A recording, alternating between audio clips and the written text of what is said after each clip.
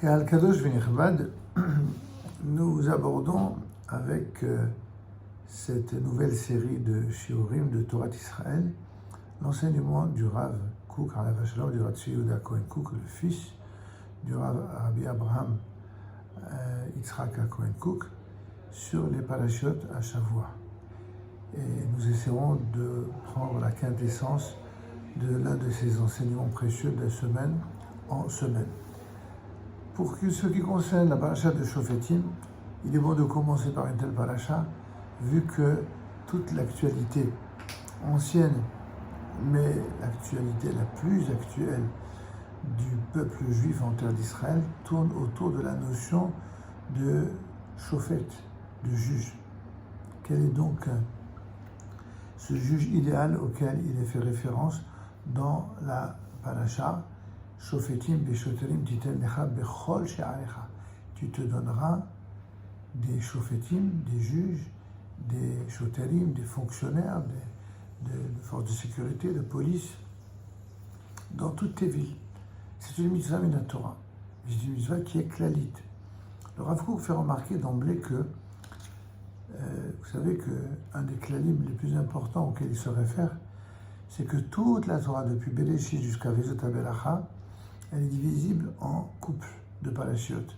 À part une seule exception qui est la paracha de Kitissa, qui représente une véritable brisure au sein de la Torah, une véritable fracture au sein du peuple d'Israël et de l'histoire d'Israël. Mis donc à part cette paracha de Kitissa, toutes les autres parachiotes vont par deux. Et il fait remarquer que ici, le couple de parachiotes par deux, c'est Re'e et Shofetim. Comment cela? Dans Re'e, eh bien, Moshe Rabbeinu va rappeler au peuple d'Israël ce devoir qu'il va d'ailleurs exprimer au singulier. Re'e Anochi noten liftechem hayom belacha uklala. Voix étant dit au singulier en style direct, s'adressant à chacun des membres des enfants d'Israël. Et je te donne la bracha et la klala en même temps. C'est à toi de choisir si tu veux faire la bracha ou la klala. Mais moi je te dis qu'est-ce qu'il faut choisir? C'est la bracha, c'est la vie, c'est la Torah. Là-dessus, dans le Re'e, eh bien, l'une des mitzvot qui est donnée ici en exemple,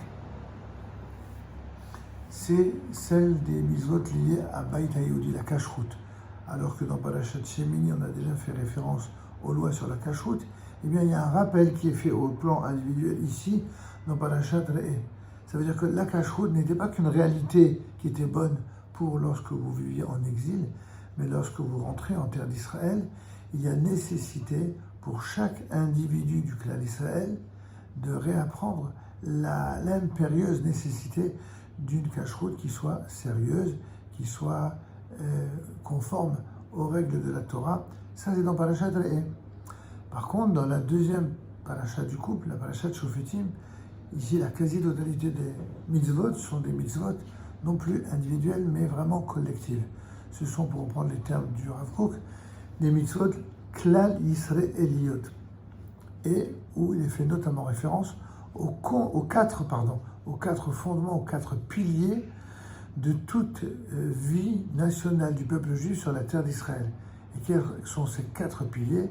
Il s'agit de Torah, Nevuah, Kehuna ou Malchut. La Torah, c'est-à-dire évidemment l'ensemble des lois de la Torah écrites et orales du peuple d'Israël, qui doivent être en quelque sorte le piédestal, le socle, le principe premier sur lequel est fondée toute justice de tout juge en Israël. La névoie, c'est la prophétie qui semble avoir disparu, mais qui potentiellement est toujours en mesure de revenir à tout instant, quand Akadosh Baruch Hu le décidera, et selon des modalités prévues par nos sages. La Kehuna, c'est la prêtrise, les prêtres d'Israël. Et enfin, Malchut, c'est la royauté. Nous allons peut-être nous appesantir un peu plus sur ce quatrième volet, puisque le Rav Kook lui-même, dans son commentaire, il fait référence avec beaucoup d'insistance sur le fait que la royauté, cette notion de royauté, elle doit être comprise non pas selon les modalités de l'exil, mais selon les modalités renouvelées du peuple juif sur sa terre, en terre d'Israël.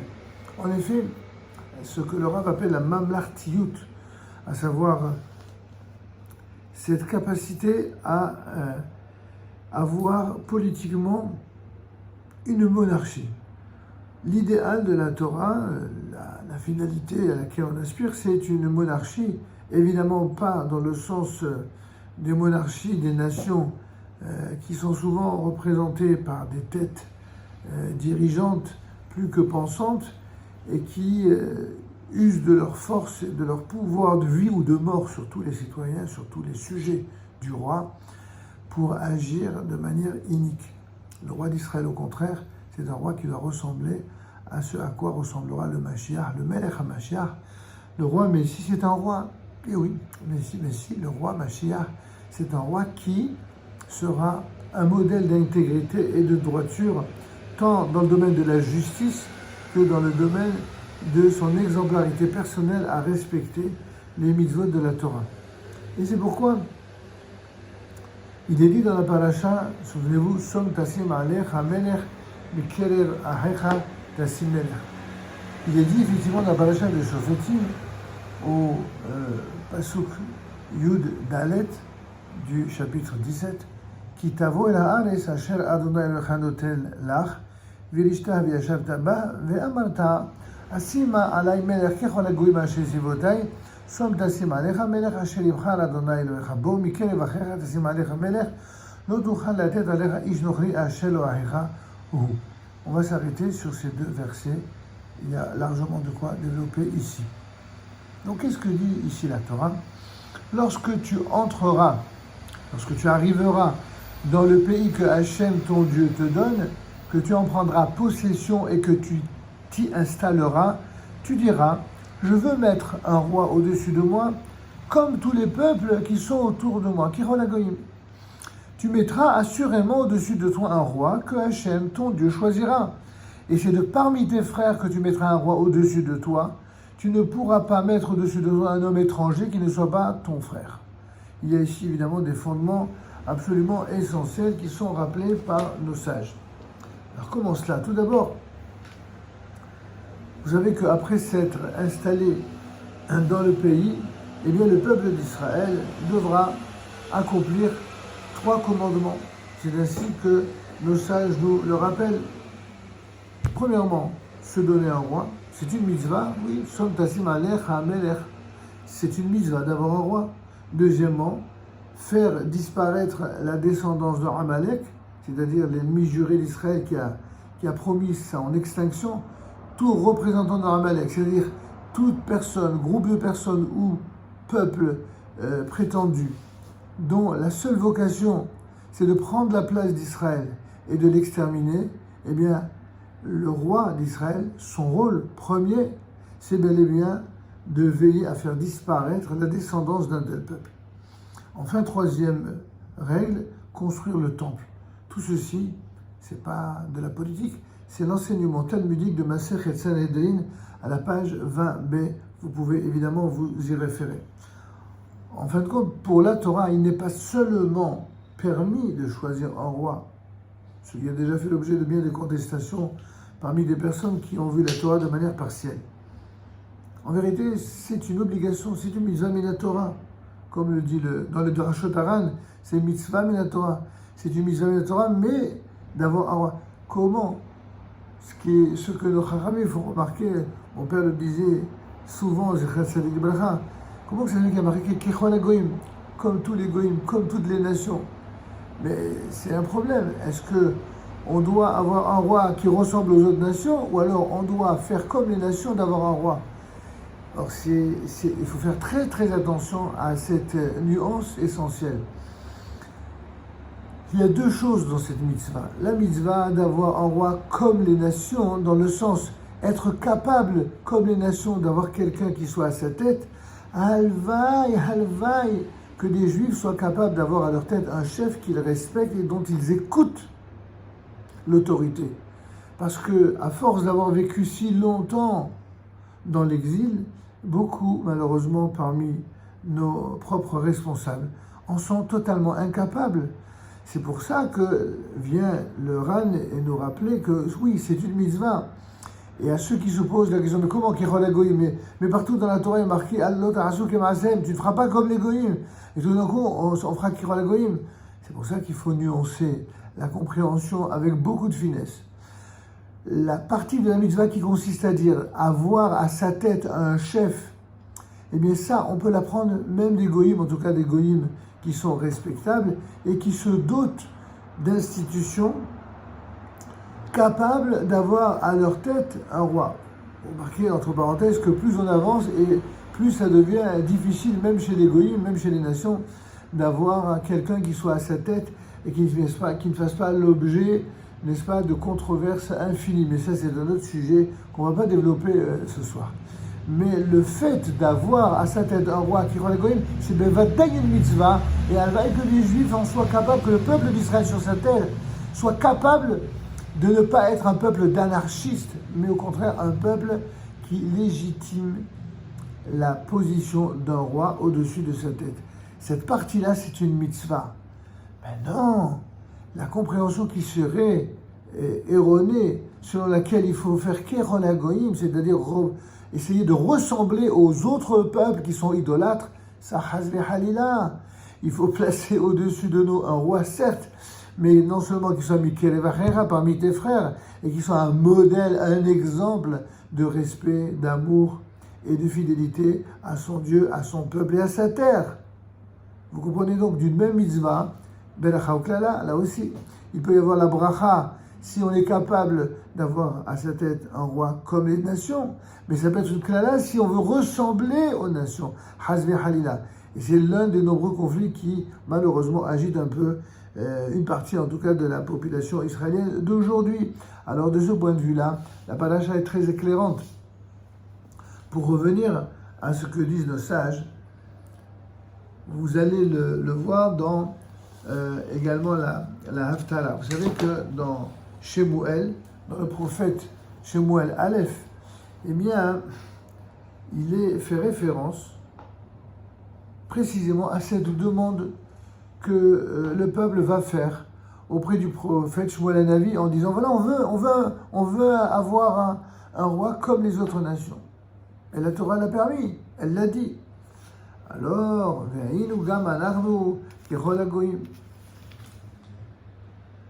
le verset 19 dans Shemuel Aleph dit exactement ceci. Le peuple refusa d'accéder à la voix de Shemuel. Et il répondit, non, il nous faut un roi. Sous-entendu, nous, ce qu'on veut, c'est qu'il n'y ait pas un représentant de Dieu qui vienne décider et nous dire et nous imposer sa loi à lui. Et quand il y a un représentant de Dieu qui vient dire ce que Hachem veut, eh bien ceux qui sont les anarchistes et les détracteurs, ils affirmaient déjà à l'époque, c'est sa loi à lui qui va nous imposer, il va se servir de Dieu pour faire passer sa loi à lui. Donc nous on veut pas, on veut un roi humain exactement comme les Goïm, qui soit un roi qui soit plus ou moins désigné par le peuple, on dirait en termes d'aujourd'hui et de démocratie. Or, c'est ce qu'ils vont dire, nous voulons être comme les autres peuples, nous aussi, et notre roi nous jugera, et il marchera à notre tête, il combattra avec nous. C'est de cela dont le peuple avait envie. Alors Shemuel, le prophète, ayant entendu toutes les paroles du peuple, il est allé en rendre compte, comme doit le faire un prophète, à Akadosh Baruch Hu, à l'Éternel. Et qu'est-ce que répond l'Éternel au Passouk 22 ?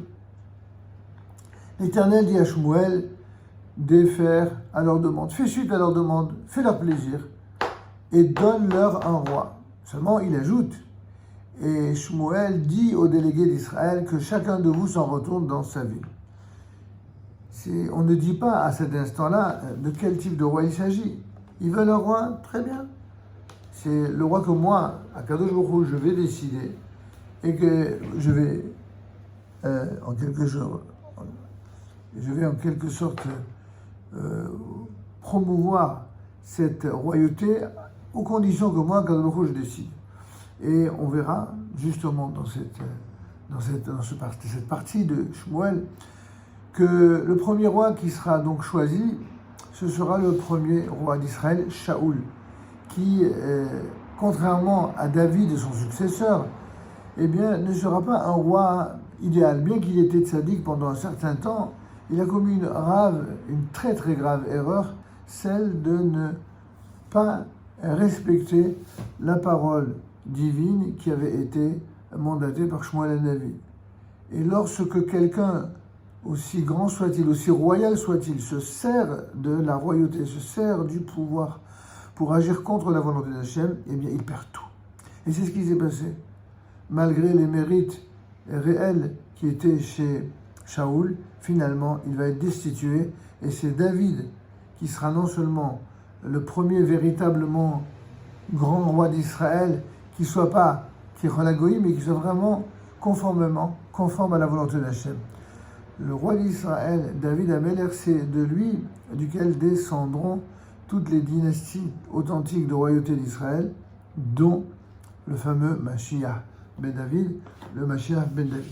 Pour terminer, mes chers amis, un lien toujours du Rav Kook sur la notion de roi et de leur guerre. Le Rav Kook, fait remarquer à partir de ce fameux verset, et bien ainsi on veut avoir un roi qui mène les guerres contre nous. Le Rav Kook cite le Rambam qui rappelle que les lois dites Ilchot Melachim ou Milhamotehem, ce sont les lois qui relatent les rois d'Israël, qui relatent les règles relatives aux rois d'Israël et à leur guerre. Étrange intitulé pour des règles, pour des règlements. En effet, Ilchot Melachim ou Milhamotehem, ça veut dire que le rôle des rois d'Israël qui viendront à la fin des temps, et surtout le Mashiach, c'est de veiller justement à ce que les guerres soient menées pour mettre un terme à toutes les tyrannies idolâtres des nations. Et c'est seulement après que se réaliseront les fameuses prophéties où il n'y aura plus de guerre et où il y aura plus... Il y a des gens qui veulent toujours faire la charrue avant les bœufs. Ils viennent tirer des prophéties, des versets qu'ils ressortent de leur contexte et qui prétendent que oui, l'idéal messianique, c'est qu'il n'y ait pas de guerre. Mais l'idéal messianique, c'est de mener les guerres contre les tyrans afin que désormais il n'y ait plus de guerre. Parce qu'il n'est impossible, ni pour Israël, ni pour d'autres nations, qu'il n'y ait plus de guerre aussi longtemps que ceux qui font la loi, ce sont les terroristes. Aussi longtemps que ceux qui font la loi, ce sont les personnes qui sont en manque d'intégrité et en volonté totale d'avoir le dessus sur les autres, et notamment par la terreur. Et c'est ce que le Rav va nous faire remarquer ici. La météo dans ce monde-ci, dans le monde on ne peut plus humain, c'est que Kol zman shelo nitchadesh hamatzav shelo yisa goy el goy cherev velo ilamedu od milchama. Aussi longtemps que ne s'est pas encore réalisée cette prophétie idéale, laquelle nous aspirons, celle d'Isaïe, dans le 2e chapitre, au verset 4, qui dit Lo yisa goy el goy, plus jamais une nation portera la main contre une autre nation. La main, c'est plutôt le khérev, le sabre, l'épée, c'est-à-dire l'arme. Vélo et qu'ils n'apprendront plus jamais l'art de la guerre. Certains pacifistes ou prétendus l'être, ils s'appuient de façon cynique sur ces versets pour dire voilà, toutes les guerres sont sales. Mais c'est faux. C'est pas toutes les guerres qui sont sales. C'est toutes les guerres qui disparaîtront lorsque ceux qui sont sales, ceux qui sont mauvais, ceux qui sont des personnes iniques et des peuples iniques, eh bien, seront balayés. À ce moment-là, il y aura effectivement place pour la prophétie à laquelle nous aspirons. Malheureusement, d'ici là, nous avons une royauté, même si ce n'est pas une royauté au sens monarchique du terme, nous avons un système de gouvernement qui s'appelle l'État d'Israël et qui est lié à une réalité en la masée de ce monde-ci, c'est-à-dire d'être obligé d'accomplir la guerre, même si on fait tout pour que désormais les guerres soient de moins en moins guerrières et de moins en moins meurtrières.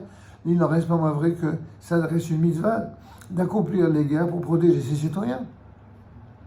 Mais aussi, Al-Chavat Malchut Haaretz, mais aussi pour veiller à réoccuper la totalité des terres qui doivent tout simplement revenir au peuple d'Israël tel que décidé par Dieu, même si l'ONU n'a toujours pas compris que c'est cette décision-là qui finira par voir le jour.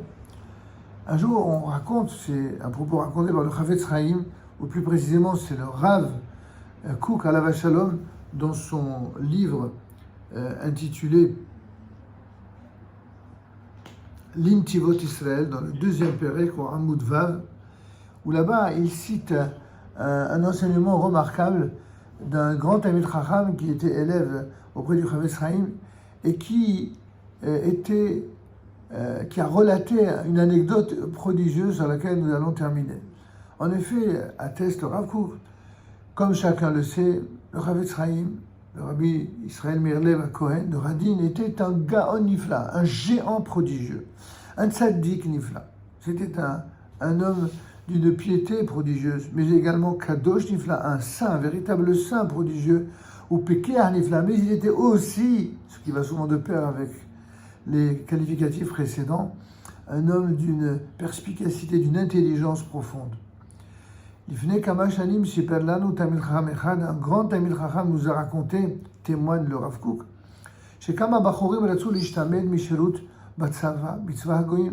que de nombreux Bachorim, c'est-à-dire des élèves qui étudiaient la yeshiva, ont voulu se faire réformer et ne pas participer aux exercices militaires de l'armée polonaise qui enrôlait les Bachorim comme les autres. Et ainsi pour ne pas abandonner l'étude de la Torah. Et ils ont été très loin parce que pour arriver à se faire réformer à l'époque, il n'y avait pas de possibilité de déserter l'armée ou d'inciter les autres à se rebeller contre l'armée. Ça ne rigolait pas ni avec les Polonais, ni avec les Russes, ni aucun de ces pays-là. Or voici que ces Bachorim ont voulu, pour se faire exempter, porter atteinte à leur intégrité physique. C'est ce que le Rav Kook nous dit. Ratzou lechabel begufam, c'est-à-dire provoquer une malformation ou une entaille dans leur corps afin d'être réformés.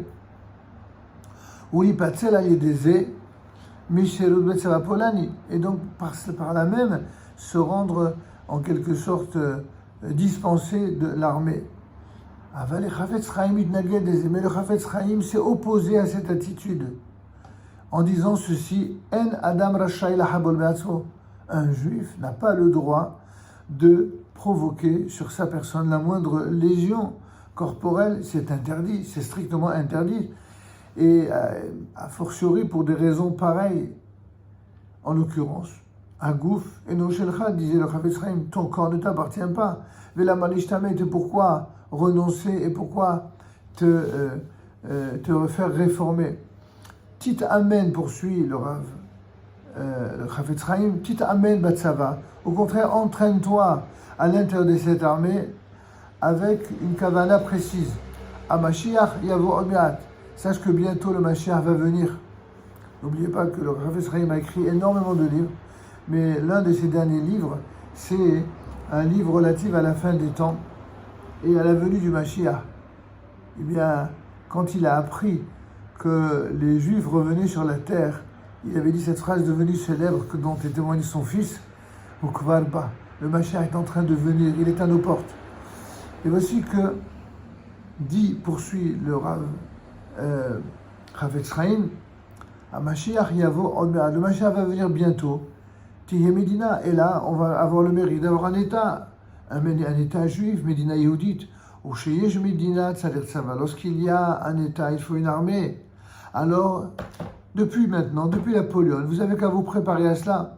Et je l'ai damnut, l'État connaît la Tzava chez le Medina d'Israël. J'ai ainsi l'opportunité absolument sans précédent dans l'histoire de faire l'armée en te préparant à être un futur soldat de l'État d'Israël. Zo halacha, termine et conclut le Rav Kook, Zo halacha les maaseh pratique réaliste. C'est une halacha concrète, pratique et réaliste, halacha du Mishnah Brura.